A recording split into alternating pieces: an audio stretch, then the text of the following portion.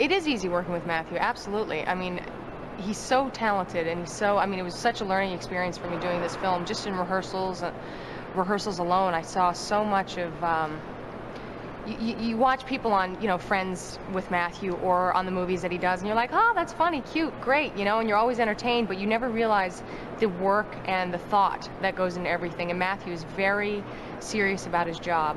Very funny to be with, don't get me wrong, very funny to be with, but very much into his job and getting it right and how the scene should be going and that sort of thing. So with Matthew and Jonathan, I really feel like I have a great guide and I'm learning a lot. So, but Matthew, I mean, the biggest thing with working with Matthew is literally trying to keep a straight face. Literally. I mean, you're sitting there and you're doing his close-up, you know, and you're behind the camera, and it's sometimes you just have to look away. You can't even look at him because you're just going to die in laughter, you know, and ruin the whole thing. So, yeah, it's really, he's a lot of fun.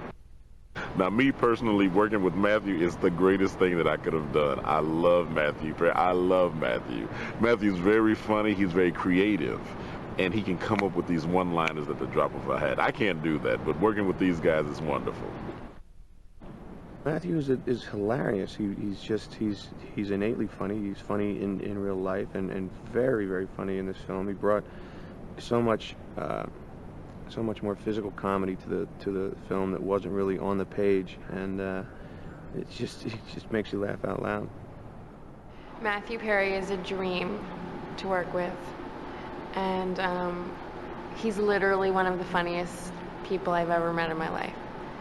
He's yeah, I can't stop laughing when I'm on set with him, and he's a real dork.